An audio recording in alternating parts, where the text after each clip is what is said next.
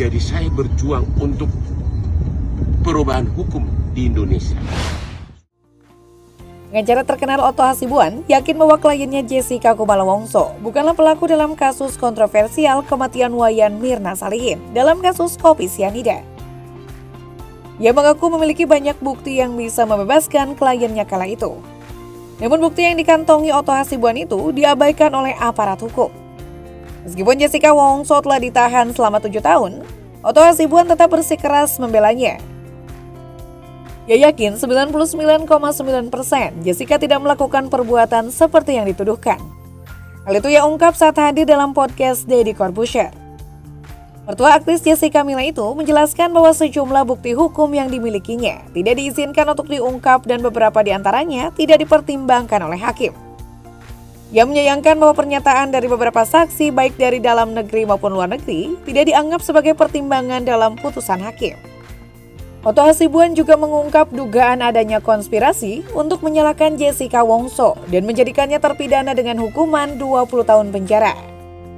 Tak cuma pengacara Otto, beberapa publik figur lain juga yakin jika Jessica tidak bersalah.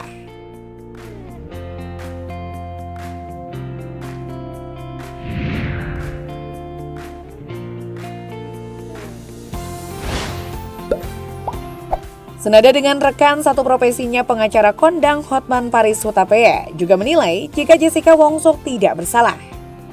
Hotman Paris menganalisis bahwa vonis 20 tahun terasa tidak adil karena hanya berdasarkan sejumlah bukti yang belum pasti kebenarannya. Hotman Paris juga menyoroti soal hakim yang menentukan Jessica Wongso sebagai terpidana meskipun bukti yang diberikan belum jelas. Selain itu, Hotman Paris juga merasa ragu dengan saksi ahli yang dihadirkan ke persidangan Jessica Wongso. Pasalnya ia mengetahui waktu peletakan racun ke kopi milik Mirna. Keraguan itu semakin terasa ketika ia mengetahui bahwa pemeriksaan autopsi Mirna Salihin baru dilakukan 3 hari setelah meninggal dunia. Karena itulah menurut Hotman, jika merujuk Undang-Undang Pasal 183 KUHP, Jessica seharusnya bebas dari tuduhan. Ini karena tidak ada cukup bukti yang menunjukkan wanita 35 tahun itu meracuni teman kuliahnya tersebut.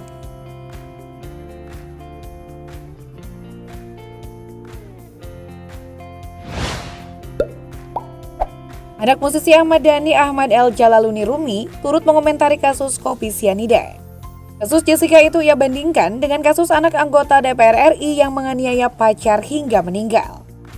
Menurut pandangannya, 2 kasus tersebut mendapat vonis hukuman dan perlakuan yang kurang adil. Sebab dalam kasus Jessica hingga saat ini, bukti kuat yang menunjukkan bahwa dia menaruh racun sianida ke kopi Mirna belum ditemukan. Sementara untuk kasus anak anggota DPR RI Gregorius Ronald Tanur, jeratan pasal yang disangkakan kepadanya tergolong ringan. El pun menilai kalau ada campur tangan kekuasaan yang menyebabkan ketidakadilan hukum di Indonesia, terutama dalam kedua kasus yang dia bahas. El pun berkomentar bahwa kasus-kasus itu pasti selalu dimenangkan oleh pihak yang memiliki uang dan kuasa.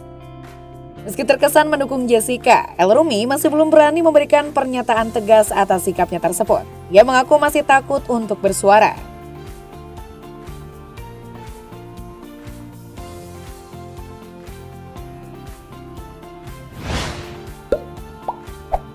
Dokter ahli forensik Dr. Jaja Suryaatmaja memberikan kesaksian yang mengejutkan terkait kasus kematian Wayan Mirna Salihin.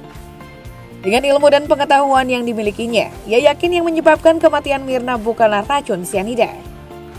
Dr. Jaja merupakan dokter yang bertugas mengawetkan jenazah dalam kasus kematian Mirna Salihin 7 tahun silam.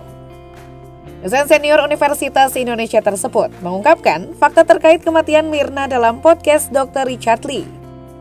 Keyakinan saksi yang dihadirkan oleh pihak terdakwa itu berdasarkan beberapa hal. Pertama, saat diperiksa wajah dan tubuh Mirna Salihin berwarna kebiruan. Padahal kalau benar meninggal karena sianida seharusnya berwarna merah cerah.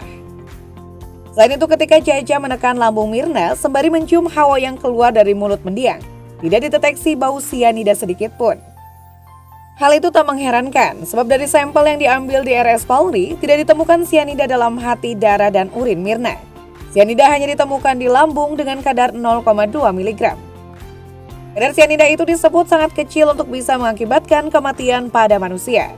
Kadar yang bisa mengakibatkan kematian biasanya antara 150 hingga 250 mg. Dokter 63 tahun itu lantas meyakini jika Mirna meninggal karena tukak lambung bukan karena sianida. Sebab beliau menemukan darah hitam dalam lambung serta terdapat tukak lambung atau luka pada lambung Mirna. Penemuan luka tersebut diambil dan diperiksa dan ternyata hasilnya adalah sel radang bulat. Radangan tersebut adalah luka lama dan bukan luka baru.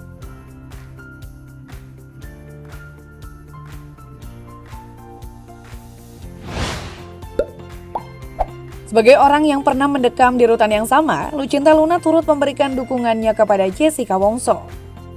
Lewat unggahan Instagramnya, Lucinta Luna membagikan video Jessica Wongso sambil menuliskan pesannya yang merasa senasib dengan Jessica.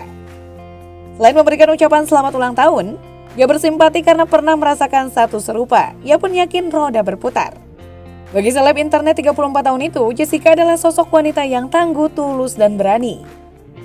Lucinta Luna pun membayangkan bagaimana perasaan Jessica Wongso yang beberapa hari lalu merayakan ulang tahun ke-35 di penjara.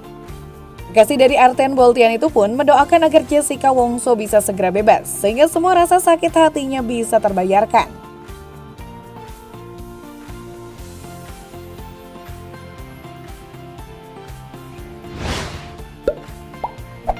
Pakar psikologi forensik Reza Indragiri Amril mengakui diberi uang tutup mulut agar bungkam soal sejumlah kejanggalan pada kasus kematian Mirna Salihin.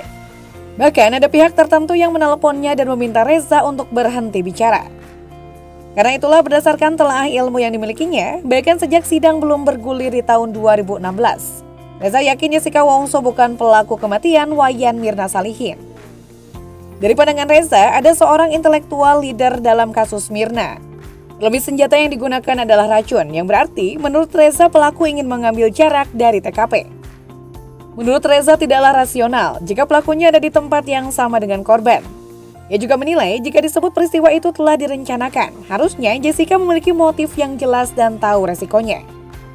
Reza menilai ada seseorang yang sengaja merencanakan pembunuhan itu dan bertugas sebagai eksekutornya. Eksekusi Mirna dilakukan dengan rencana yang matang, namun kata Reza pelaksanaannya kacau balau di lapangan.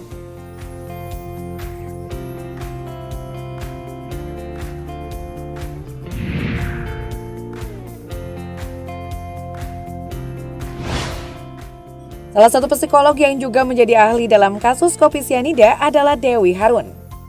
Dewi mengungkapkan bahwa seseorang dianggap menjadi pelaku tidak semata-mata berdasarkan karakter orang yang terlihat dari kasat mata, tetapi harus berdasarkan hal lain, terutama alat bukti berdasarkan hukum.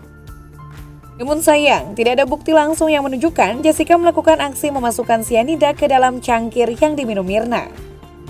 Karena itu ia pun mengelak jika Jessica dituding sebagai pelaku. Kalian sendiri lebih pro hakim dan jaksa atau lebih mendukung para ahli dan selebritas tadi?